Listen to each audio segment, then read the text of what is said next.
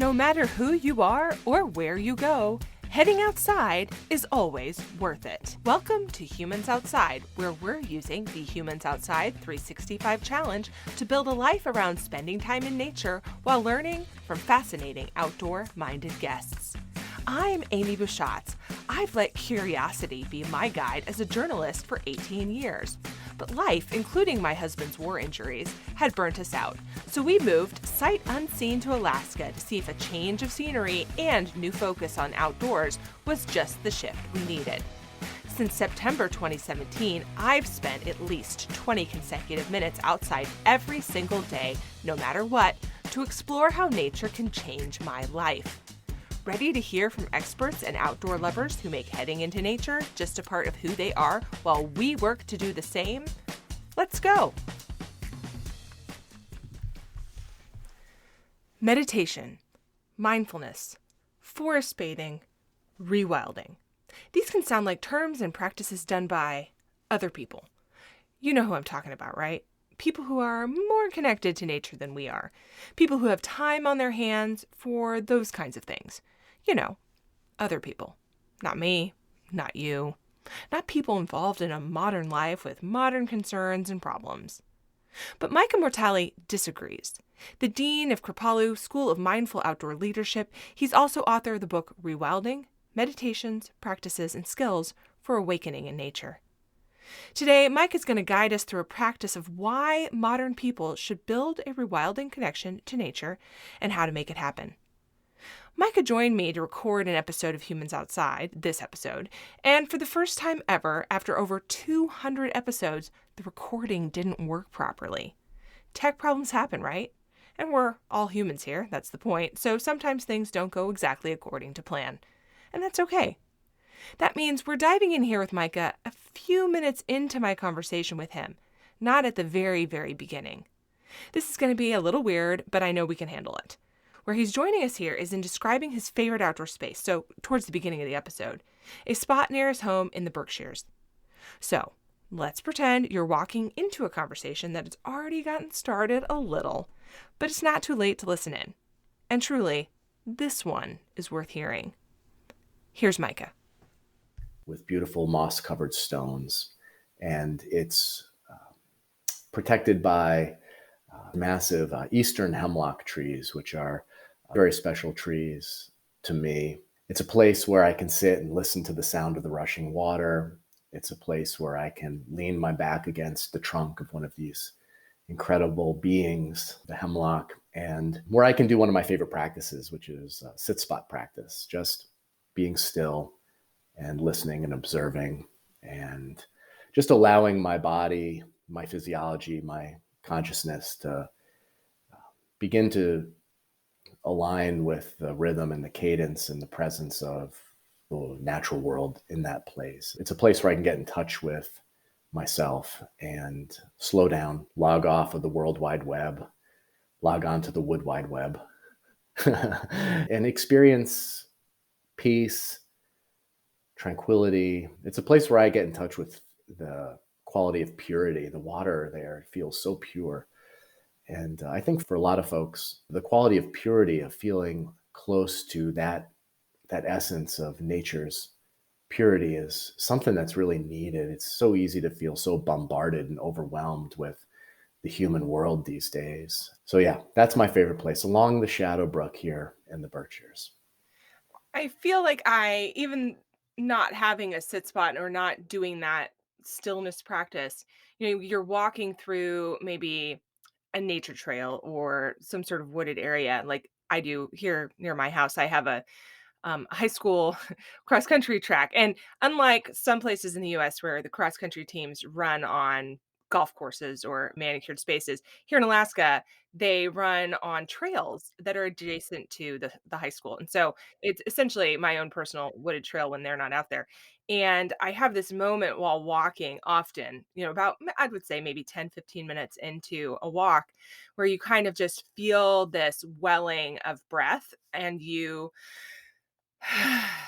not intentionally even take this huge sigh and just feel that weight of whatever it is you carried into that walk to start with sort of fall away a little bit.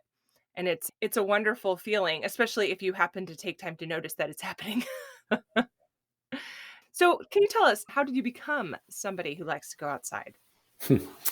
Um, well, first off, I just want to say I can really relate to that experience you just shared. And I think that's an important thing you just shine the light on, that you just shared, like that moment when, maybe if we think about it in terms of our nervous system, that moment where just without even meaning to, you kind of go from your fight or flight response to your rest and digest parasympathetic nervous system. It's like your whole being all of a sudden has just adjusted into and experienced the effect of being in your natural habitat, Mm, right? And this is a big part of rewilding, and we'll talk about it probably more later, but how being in a domesticated kind of an experience, being in the human world, square rooms, computers, technology, um, is not actually what we're designed for. And so after 15 or 20 minutes of walking in the woods, quite naturally, without any efforting, we go into that mindful, that relaxed, that more present and calm state. And it happens quite in and of itself. And I agree with you that it's easier to notice that it happens if we are maybe making an intentional choice to maybe walk quietly as mm. opposed to talking to a friend. Like there's just a little shift that happens if we're able to be more kind of attuned to that subtle shift. So great point. And how did I become like a person who likes to be outside? I'm not really sure if that's something that was nature or nurture. Definitely when I was young, we spent a lot of time as a young kid, being outside. So when I was real small, I can remember going fishing with my dad, or we lived out in the woods for a while. Our house wasn't totally on the grid. We had like a generator and a wood stove and didn't always have electricity. That had an impact on me. And then, growing up in the 80s, I was basically a free range kid. So, after school, I was probably find me off in the woods, shooting my bow and arrow, making fires, climbing trees, and basically getting away with things that most kids, unfortunately, don't get to get away with it as much these days. But, I I found myself going out into the woods and going outside when I was in elementary school, middle school, high school, as a way to care for myself. There were challenges that I encountered as a young kid. There was pain and there was some trauma that I had that without realizing it, that I went outside to, it was kind of how I managed, was being outside and being quiet, just being alone. Actually, there was times when I was just alone as a kid. And so I would be outside sitting with a tree. And it was, yeah, so it just kind of happened. And then toward the end of high school, early college, I guess I just felt myself drawn to really thinking about the spiritual side of life. And I started to feel drawn to exploring world religions and spiritual traditions.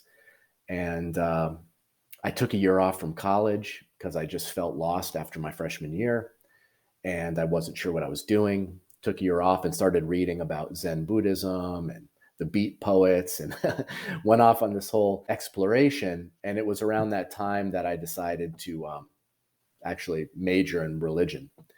And I was a religious studies major when I went back to school. But I always was bouncing between texts and spiritual traditions. I found yoga, I found meditation, and then going out in the woods. And one of the things I really loved about meditation and on the mat yoga practices was when I did those things, I started to experience a shift in my own consciousness. And those experiential disciplines weren't present in the traditions I was brought up in. Mm. And so that really clicked. And then I started to find that the more time I spent cultivating awareness, the deeper and more profound my experiences out in the woods were. And I started to see that there was this connection there. And that's kind of been the journey I've been on for the last 20 years or so. It's exploring that. It's so interesting you bring up this sort of spiritual connection, experiential spiritual connection, because I'm brought up in a Protestant faith tradition, and there's a real hesitancy to even acknowledge the spiritual nature of nature because people, I think, are sort of fleeing what they see as quote unquote evil connections to non one God as he's laid out in the Bible, um, connections to nature. So other spiritual they would say. Okay. Sort of struggling to explain that in a succinct Yeah, way. no, I'm following you. So they really dismiss that and even run away from it. But if you spend some time even reading like the Psalms and Proverbs and the poetry of David, it's all about spiritual connection to the Yeah, outdoors because yeah. he was, the tradition says he was a shepherd and he spent a lot of Mhm. time outside. And he talks about that, even that, the famous psalm that is read at funerals in every TV show you've ever seen, right? Um, laying down by still waters in green Yeah, pastures. If that's not a spiritual connection to nature and understanding that experiential nature connection, I don't know what is. yeah, So it's just so interesting that we run away from that so much in that Protestant faith tradition. yeah. Yeah, throughout that's such a it's one of the most beautiful psalms. It's just such a beautiful psalm. Over the course of my research, I came upon at one point these lost gospels of the Essenes, and that really kind of blew my mind when I found the Essene Gospels. So there were a lot of different writings floating around before everything got codified into the New Testament as we know it, and a lot of different sects and interpretations of Christ's teachings at that time. And one of them I came across was called the Essene Gospel. And the Essenes were a group of people living near the Dead Sea at the time, before the time of Christ and after. And they were a sect like the Sadducees and the Pharisees, but they weren't written about. They had a very amazing cosmology. And their belief was that there is a heavenly Father and there are 7 angels of the heavenly Father. But they also believe that there is an earthly mother and there are 7 angels of the earthly mother. And the only way to the heavenly Father is through the earthly mother. And so the earthly mother's angels like are fewer, water and earth and Mm. air. So every morning their baptism practice was a daily ritual where every morning at sunrise, they would go to the waters and they would bathe in the water. And the water was one of the angels of the earthly mother. And that was one of their sacraments. And I found that to be like so incredible when I read it. It's an interesting thing. There's so many traditions, and being somebody who was brought up in this time that we live in, like you have had access to so many different spiritual traditions, which is both a blessing and a curse. Because in one sense, it's like sometimes I feel like, well, I'm not just in one, right? And so what do you do with that? Mm. Like, how do I make sense of that, of all these different traditions? Because I've never been able to locate everything inside of just one. And so I guess for me, getting out onto the land and just letting my time out on the land just open a doorway through my own direct experience to what I just call like the great mystery, Mm. or the creator. That presence that I feel when I'm out there is just a process of being in that Hmm. and letting it unfold. And it can be a beautiful thing. Yeah. Yeah. So your book includes the term rewilding, and Yes. we've already mentioned that today. So talk to us first. What is rewilding? How would you define that? Yeah. So rewilding is a word that has been around for a little while, and it has kind of multiple uses. So one use of the word rewilding refers to ecosystems and the idea that, I'll just use for an example, like fisheries. There are some fisheries that they've been, fished so extensively that the word rewilding can be used to say, we're going to let this part of the ocean self-manage, and so that it can rebound from perhaps overfishing. That's one use of the word rewilding. Another example would be George Monboy, who wrote the book Feral, does an amazing TED talk. A lot of people have probably seen, where he talks about when wolves were reintroduced to Yellowstone and how the wolves were a keystone species. So they were at the top of the food chain, and without being there, their absence altered the behavior of the elk, which affected the course of the stream. It evolved everything. And so when the wolves were reintroduced, it brought an order and a balance to the ecosystem, and even the rivers were healthier. And it's a beautiful and amazing TED talk. Everybody should watch it.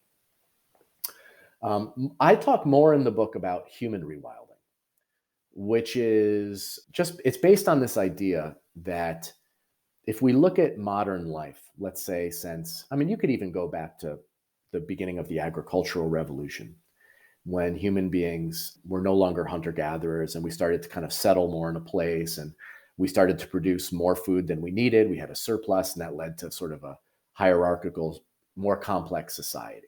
And you get people spending more and more time in a house, right? You get people who have to count the grains and have to do all those things. And so we're not out there on the land, deeply immersed in the ecosystem in the way that our ancestors were at one point. And over time, that leads to domestication. And domestication just means that we are of the house. We spend more of our time in the house, and we are no longer involved in where our food comes from. And because of that, our lives change and we adapt to that. And so you might think about it like the difference between, a wolf and a terrier, right? There's a difference. And not to say one is better than the other. They're just adapted for different kinds of situations, right? So, but what happens when a human being, like we are a species that evolved, most of our evolutionary history was spent outside, was spent as hunter-gatherers, where we were moving a lot during the day, where our bodies were in contact with changing temperatures and moisture and seasonality, and our bodies were under more pressure. We were eating a greater variety of foods, and we were in relationship with the great elements in a way that in modern life we're just not. So rewilding is a word that kind of gets at, like, how do we, in a sense, reconnect with ancestral ways of being? Like, what elements of those life ways can we reclaim or remember in order to come back into more balance in modern life? So, sometimes brief story, like just imagine if there was a lioness who was living with her pride in Southern Africa, and every day was out on the savannah, moving over the land, drinking water out of the flowing river, sleeping under the stars, hunting, bringing food back to the tribe, feeling connected to the community and very much in her natural habitat, right? And let's say we took her and we rescued her from that situation. We got her an apartment, in an urban center somewhere, and we got her a treadmill so she could get her steps in. And we got her a Zoom account for lions so she could stay in touch with the tribe. And we got her a subscription plan so that fresh zebra could be brought to her every day. And we got her a really good healthcare plan so she could get regular checkups. She has a lot of plans. That's a lot of plans, a lot of subscriptions, And then we checked in on that lioness a couple of years down the line, and she probably wouldn't be as healthy or as happy or as fulfilled as, now that's an oversimplification, right?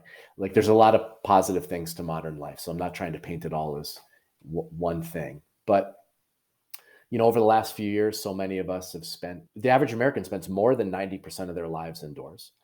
And before the pandemic, we were spending 11 hours a day on a screen. So this is not our natural habitat. It's like to be in a box, to be staring at a screen for 11 hours a day. If we're beginning to feel unwell, if it feels like there's something that's off, part of it might have to do with the fact that we have been removed from our natural habitat in an extreme and dramatic manner. And we have lost connections that were always a part of our experience as human beings, to the plants and the animals and the elements, and to a community and to meaning and purpose. This is all part of rewilding. I ask guests to talk about their favorite outdoor space in the beginning of episodes because I realized that what's actually happening is that I'm sitting in a closet talking Me to too. you inside, right? And it's the juxtaposition of what we're talking about and what's actually happening is always stark like that. Although perhaps not quite as stark as it is today talking to you about, you mentioned sitting in a box staring at a screen, which is quite literally what I'm doing right now. Although to talk to somebody about this, I think is worth it. But that's why we imagine ourselves somewhere else, right? Because it's not as green in here as it might be even on the driest winter day outside. So I always like to note that because that's kind of cracks me up. We've already talked a little bit about what draws us to nature, and you've already mentioned that just now. So I want to talk about how we see that draw play out in our lives and the result of that draw, even if we live in a city. So, you described a place that you like to spend time that's very natural. I talked about having woods behind my house. That's a huge plus for me, but many people don't have that. They might live in a city, an actual city, where their closest nature thing is pigeons on the front stoop. Other people might live in a quote unquote suburban, sort of urban neighborhood where they have a block to walk around and there's some trees and people have gardens. It just really runs the gamut. So, how do we see that draw to nature play out, even if we live in a city like that? Yeah, it's such an important question. And the good news is that there are so many ways in an urban environment to connect with the earth. And so, just a few examples. If you have a fire escape and you can access that, then you can put a little bird feeder out there. And in the morning when you're having your coffee, you can sit by the window and you can make connections with the birds who come and feed there. So those interspecies connections, whether it's with a pigeon or a house sparrow, it doesn't matter. Like I think it's really important to let go of like needing to see something exotic. Like I get excited when I see a gray squirrel in my backyard. Every time I get excited, because that's an amazing little creature. Gray squirrels are amazing. Crows are amazing. All these little animals, they're each one's an individual. And if you can get to know like an individual bird in your bird feeder, and that's a very powerful connection. Hmm. That's the medicine. So that's just one. Another would be, you know, having a very small garden. I mean, if you live in a suburban area and you can make a small herb garden in your little area, or you can plant a tree, even if you have a small yard, but you plant one apple tree or one blueberry bush, like watching, like I've planted a couple apple trees in my backyard. And when I see a bird land in the tree that I planted, like that is such a good feeling. Like I planted that tree and now the birds are in it and it's creating this little place for them. Even again, if you're in a city and you don't have a yard, but if you can plant plants in little planters by your window, or you can create a bonsai tree and have a couple bonsai trees in your apartment. Those are powerful ways to connect with the earth. The other thing I like to mention to folks who are in an urban environment is like getting your bare feet on the concrete is very grounding. Hmm. So even if you think like, oh, it's you still get that effect with at the end of the day, if you've been wearing shoes and you're feeling ungrounded, take your shoes off, put your bare feet right on that concrete, as long as you feel like it's clean, and put your feet on it and feel that cool concrete on the soles of your feet. Very, very grounding way of connecting with the earth. Hmm.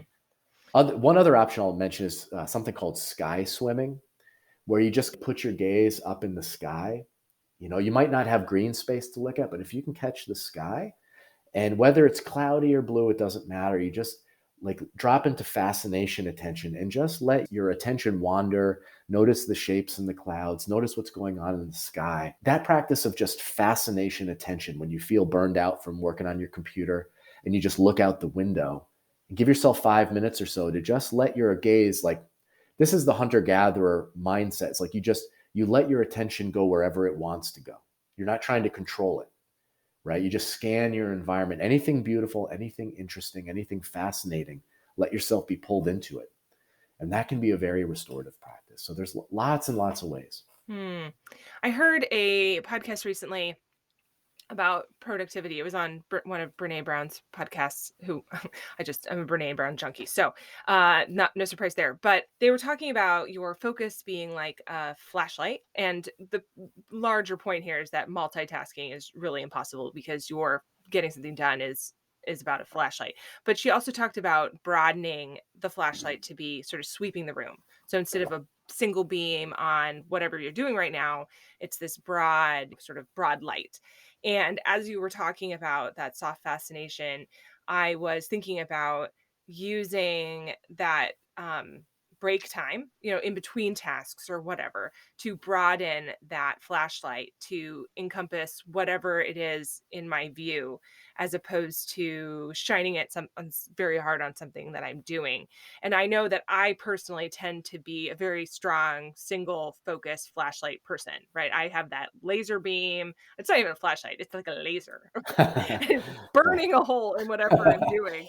Um, and then when I go outside, the temptation is to burn a hole in going outside. We are Oh, doing yeah. this now, as Right. opposed to that manifests by I'm a runner, so I'm running, right? Or I'm doing something, I'm gardening or whatever, as opposed to using nature to be a broader sweep so that being outside is the task itself and letting go of that, even that thought pattern that this is a Mm. task that I'm doing. It's a freedom as opposed to a tasking. Yeah, Amy, I wonder if that does that shift for you when you have that like long letting go breath moment after when you're walking Oh, you yeah. talked about earlier. Is that kind of does that whole vibe shift at Oh, yeah. that moment for you? Absolutely. Just Hmm. kind of happens. Yeah. Hmm. Yeah, that's really a great point. I think we're trained in our culture to be laser pointed. I think school kind of like drives that into us.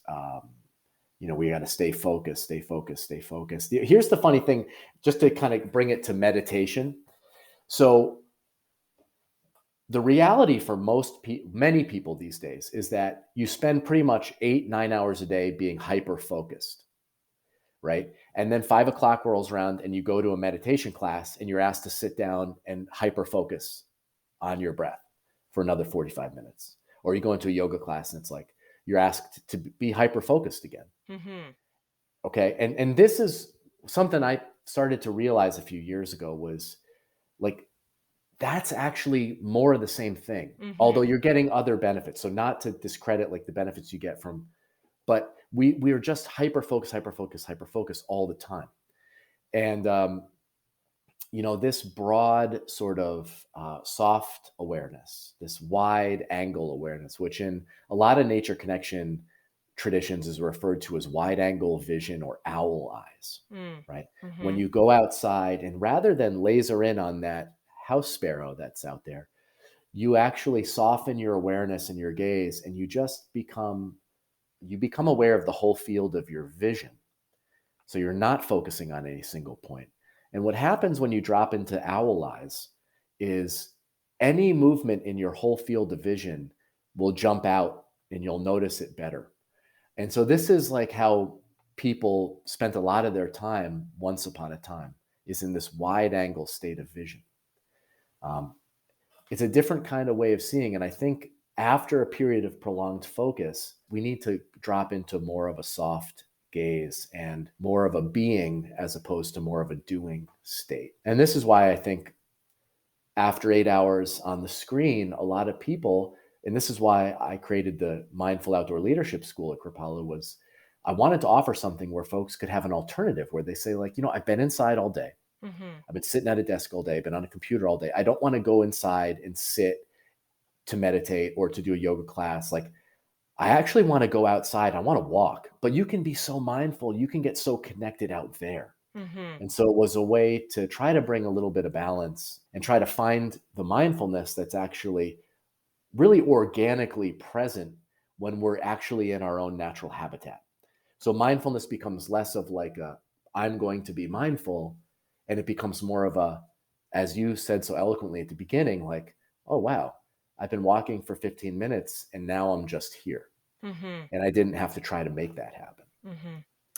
It's interesting that you bring mindfulness up to this because one of the things that was talked about in this particular interview, and I'll find it and link it in the show notes for anyone who's interested in hearing it, is her guest's practice of using mindfulness meditation rather, as practicing focusing for your job.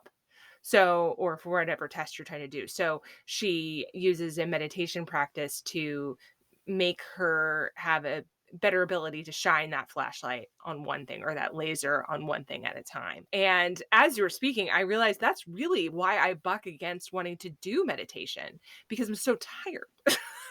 I am so tired of focusing on one thing at a time. And that does not sound relaxing to me at all.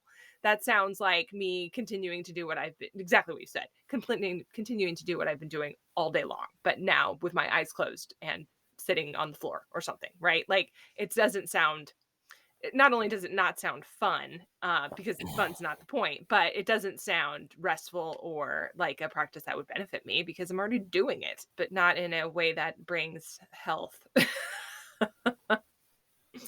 Yeah, That's yeah, yeah, I hear you. I think that mindfulness is being used as a tool mm-hmm. to help us exist in a very domesticated situation. Mm-hmm. And it's being used in schools with children for the same method. And my personal feeling is that it's the school structure itself and the modern work structure itself that's the problem. It's not the kids. It's not you're not designed to exist in that situation for prolonged periods.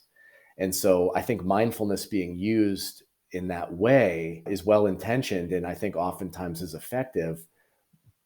But I'm thinking about it just I guess maybe from a different perspective. Mm-hmm. Mm-hmm. Hey humans! Did you know you can officially join the Humans Outside 365 Challenge and score some really cool and exclusive challenge swag, including a finisher medal and a decal on humansoutside.com/challenge? You'll also get an outdoor challenge guide written by me for you, an exclusive challenge tracker, and insider info all year long. You don't want to be left out of this. There is never a wrong time to join the Humans Outside 365 Challenge. So get going. Join it today. Go to humansoutside.com/challenge to learn more now. Now, back to the show. Many people listening to this might be working to grow or keep a daily outdoor habit. So maybe focusing on spending even just 20 minutes in nature every day, which is something I've personally made a practice of mine for over 4 years now. Um, and I started doing that because I wanted to see if I could, because it can be very cold here in Alaska and I wasn't spending time outside the way I wanted to. And so I thought if I create this daily habit, I will actually do it and maybe I will find many benefits. And of course, spoiler alert, totally did. Okay. How does rewilding fit into wanting to create or keep a daily outdoor habit, regardless of the reasons you got started doing that? How does rewilding fit into that? Yeah, so many different ways. That's what's so great about it is think about all of the different things that our ancestors once did, Hmm. right? So could be something as simple as after work every day, going for a walk outside, finding that time in your day to just get outside. So maybe going for a walk, maybe when the season is right, taking your shoes off, walking barefoot, right? Because we all evolved without, we didn't come into this world with shoes on our feet. So walking barefoot, it might mean in the springtime, planting a few seeds, getting a tiny, even a big garden can be overwhelming. Maybe you just plant a couple things, couple tomato plants, and just that practice each day of checking on those plants, of nurturing them. There's a connection forming between you and this plant. So it's just, we need to plant, like for most folks, we need to be really gentle and start really small and plant Hmm. really little seeds here. This does not mean that we have to go off the grid, learn how to survive. I mean, you can go that far with it, but like just starting really small, planting a seed, like digging up a dandelion and putting it in a pot and getting to know a dandelion plant. Getting to know one tree in your area and becoming a friend to a tree, sitting outside with that tree, having a sit spot, learning one thing you can forage sustainably and safely from the land that's near where you live on, whether maybe it's just some white pine needle tea. Yeah, it can be so many little things. I think there was a study that came out recently. It said 120 minutes outside a week was like the key for like overall better physical and mental health. So it might be helpful just to set like, okay, can I get 2 hours a week outside? Hmm. And how do I need to structure that? Is it 15 minutes a day or what's sustainable? Yeah, taking a jog outside, doing like I like to do pull-ups. I have a tree outside where I do pull-ups, like getting some exercise in outside. Yeah, there's so many different ways. And ultimately, I think whatever you like to do, see if you can do it outside. Yeah. as a start. And like, if there's some way you can get in touch with throwing. So a lot of our ancestors threw things like a lot of the time. So the other night, my son and I were outside just throwing the baseball in the backyard. I consider that to be part of rewilding. Like, it's not a boomerang or a spear, but we're outside, we're throwing a baseball and we're catching it. And we're both in our bodies. We're enjoying just the pure joy of that. Um, and you can certainly take it further and further. And if you want to go into a direction of feeling really plugged in to the land you live on and the food, where your food is coming from, getting chickens in your backyard or whatever it may be, there's so many ways. But I recommend folks really just start small and follow things that you love to do. This shouldn't be a chore. You should find things out here that you love and just go with that. So what I hear you saying is it's easy to make rewilding this scary or over the top or kind of frou-frou sounding, complicated, go all in, you're living in a teepee sort of situation. It's easy Yeah, to take it and go too far. Well, go very far, maybe not right. too far for some people. But the reality is that rewilding is the pursuit of anything you love in mindfulness in nature. Yeah, it's reconnecting with our Mhm. humanity and getting back into our natural habitat. So just again, it's like if you think about that lioness, like what's her natural habitat? It's not being in an apartment 95% of her life, right? What does a lion like to do? Run, Mhm. be outside, be in community, rest, hunt. Like, so anything we can do to begin to tap back into that primal, physical, connected, meaningful way of being and in our natural habitat. So if you Mhm. just got to keep coming back to that, you're a spiritual being, you're an animal, you have a habitat that you're designed to be in, right? And so just little things you can do to reconnect with that. What did the pandemic teach us about rewilding, and how can we continue to leverage that as we return to a world that's backish, I guess, to normal is the term I would use right now. It's oscillating, but seems more normal than it had before. So, what did we learn about this during that period of time? That's a good question. That's a big question. What did we learn? Well, I think we learned that things can change on a dime, Hmm. right? And we learned that the structures of the human world are fragile, right? And we learned that we have to be adaptable, right? Yeah. So there's some huge lessons I think that are present, and they're going to be a little bit different for everybody. Some folks during the pandemic found themselves with a lot of time on their hands and outside way more. Hmm. And some folks found themselves chained to a computer more or less for and on Zoom for 10 hours a day. So I think everybody had their own experience. But to me, the pandemic was a portal of transformation. And we've all been impacted on a pretty deep level. So, there were, for instance, here in the Berkshires, Kripalu closed, and Tanglewood, which is the Boston Symphony Orchestra's grounds here. A lot of these cultural institutions closed for a year, 2 years, and the land rewilded. The fields didn't get mowed.